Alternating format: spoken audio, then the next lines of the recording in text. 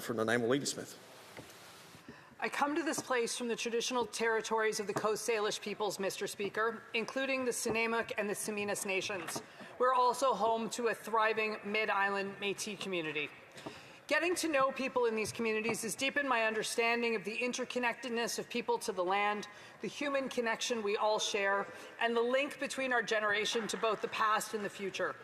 These concepts have been invaluable to me in shaping how I think about the work that we do here in this place. And so I rise today to speak to Bill C-10, the Commissioner for Modern Treaty Implementation Act, in a spirit I hope all members of this House can share, a genuine commitment to reconciliation that is meaningful, reasonable, and affordable for the people that we serve. Now, while there are no modern treaties currently being implemented in my riding, that does not mean that these issues are distant from us. As we move forward together, we will need outcomes that are clear, durable, and widely understood. Most importantly, we will need to build genuine trust, not just through words, but through consistent action over time. Modern treaties aim to resolve broad claims and create long-term certainty. They're meant to provide a stable foundation for partnership, economic development, and self-determination. These are not symbolic documents. They are binding agreements negotiated in good faith that set out how land, resources, and governance will work together for generations. When Canada signs a treaty, it makes a promise. That promise must be honored. But there have been real problems in the implementation of these agreements. That is a serious concern, and it deserves a serious response. As I contemplated this debate, Mr. Speaker, I was reminded of a simple story about a village that once built a bridge across a wide river. The village people threw themselves into the task. They hired an engineer and achieved broad agreement on the design. The bridge was constructed, and when it was ready to use, the opening was celebrated by everyone because it promised to connect people and create opportunity. Satisfied with a job well done, the engineer moved on to other projects. One day, a little girl noticed some small cracks in the bridge and reported them to the village leadership, who convened a meeting to see what they should do. Some said the bridge was still strong and the cracks just needed to be filled in. Others said it needed to be replaced entirely. Committees were formed, reports were written, but the cracks were left untouched. And one day, after a heavy storm, Mr. Speaker, the bridge simply gave way.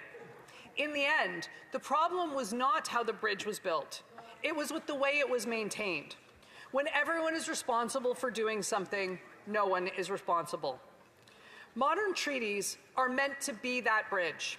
They are meant to connect people, resolve uncertainty, and create a foundation upon which opportunity can be built and realized. But if not properly implemented, no agreement can deliver the certainty or opportunity that it was designed to provide. Bill C-10 attempts to remedy that problem, Mr. Speaker, and I think all members of this House agree that Crown accountability is essential to reconciliation. We agree that Canada must meet its obligations, not just on day one, but every day. We agree that transparency matters, and we agree that reconciliation must move beyond words to real results on the ground. Where there is less agreement, Mr. Speaker, is on how best to achieve that. Bill C-10 proposes the creation of a new federal bureaucracy, headed by a commissioner to oversee the implementation of modern treaties. At first glance, that may sound like a practical solution. But when we look more closely, we have to ask a simple question. Will this actually cause the federal government to fulfill its treaty obligations? Or will it create yet another layer of bureaucracy, mired in paperwork and backlogs, without delivering the outcomes people are waiting for? Before I turn to that question, I want to address something that many Canadians are feeling right now. Across the country, and particularly in my home province of British Columbia, there is growing uncertainty and debate around DRIPA, UNDRIP, and recent court decisions involving Aboriginal rights and titles. Some of those concerns will come to this place, Mr. Speaker, but not today. Bill C-10 is not about expanding rights, redefining land claims, or changing property ownership. It does not create new treaties. It does not alter existing ones. It does not affect private property. This bill deals with a narrow question. Once a treaty is signed, will the federal government fulfill the commitments that it made in the treaty? When it doesn't, the bridge I spoke about collapses, resulting in conflict, protracted litigation, angst, and more uncertainty. The concern with Bill C-10 is therefore not about whether accountability is needed. It's about whether this particular approach will deliver it. Every one of these treaties has a dispute resolution mechanism. In the recent Musqueam Agreement, it's right at the front, almost in anticipation that it will need to be referred to. Moreover, we already have an institution in this country whose sole purpose is to hold government to account. The Office of the Auditor General is independent, respected, and has a clear mandate to examine whether government programs are achieving their intended results. Creating a place for the activities contemplated by the Commissioner for Treaty Implementation within the Auditor General's office would make good use of the tools we already have, strengthened where necessary, rather than creating an entirely new bureaucracy. This approach would preserve independence, it would avoid duplication, and it would respect the need for fiscal responsibility. Because we also have to be honest about the cost. Every new office comes with a price tag. Staff, administration, reporting structures, it all adds up. In the case of this office, I believe to about $10.6 million over 4 years. At a time when Canadians are facing real pressures, it is reasonable to ask whether those resources would be better directed towards actually implementing treaty commitments rather than creating all the trappings of yet another bureaucracy. It is also reasonable to ask, as my colleagues from the Bloc Québécois repeatedly did during their speeches, whether the least expensive option here would be for the Crown and the Minister to abide by and implement the treaty provisions so that this additional office would be unnecessary. Where is the ministerial accountability, Mr. Speaker? Which brings me to another concern that deserves attention and has been raised by many of my colleagues. The proposed commissioner would have the ability to report and make recommendations, but not to compel action. If the government has failed to act on existing findings, what assurance do we have that another report, another office will change that? Reconciliation cannot become an exercise in process. It must be measured by progress.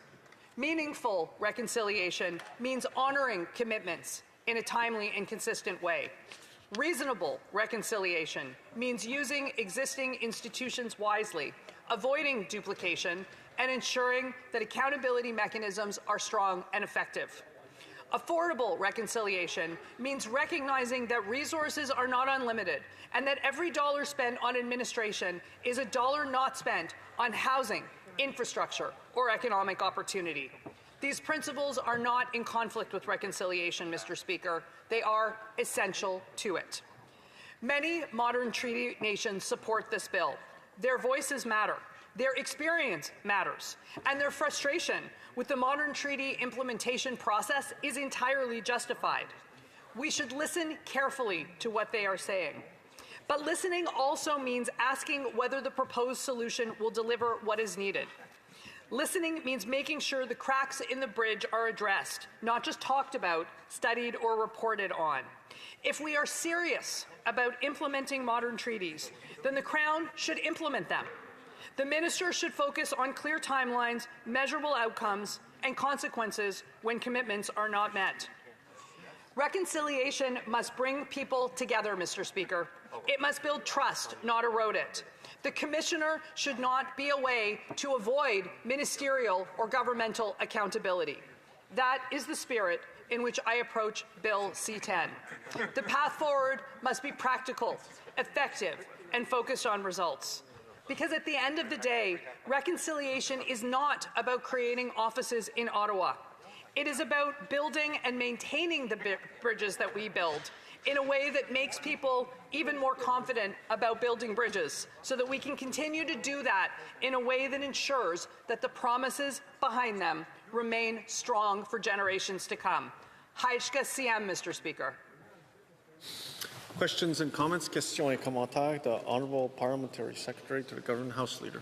Yes, so thank you, Mr. Speaker. It is somewhat disheartening that the Conservative Party has taken the position to delete the entire bill, showing their opposition to what is something that's really important in Canadian society. Having a commissioner for modern treaty implementation is a positive thing, and I genuinely believe that the general feeling amongst Indigenous leaders and beyond is supportive, recognizing that this commissioner can play a critical role in terms of advancing modern treaties. And I understand why it is. The Conservatives have been very clear why they oppose it. It's unfortunate, but my question is, does she believe that she's on side with a majority of the Indigenous communities? Honourable Member for Nanaimo, Ladysmith. I think a majority of the Indigenous communities in this country join me in lamenting the fact that this government doesn't keep its word, Mr. Speaker.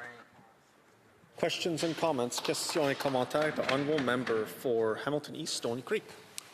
Thank you, Mr. Speaker. I would like to ask my colleague her thoughts on spending $10.6 million over the next 4 years when, as we heard many colleagues on our side, outline that that's probably what the Parliamentary Secretary and the Minister of this portfolio should be doing anyway. Honourable Member for Nanaimo, Ladysmith. I want to thank my colleague for his question. You know, in my speech, I talked about the importance of building bridges. And there is no question that there are things that we could do with this $10.6 million that would benefit First Nations, that would benefit Canada. But the truth is that the reason to avoid spending this money is to keep the commitments and to implement the treaties. Because if we do that, what we will get in return is priceless, Mr. Speaker. What we will get is reconciliation. Questions and comments, questions et commentaires. L'honorable député de Rivière-du-Nord. Honourable Member for Rivière-du-Nord. Thank you, Mr. Speaker. I'd like to thank my colleague for her speech.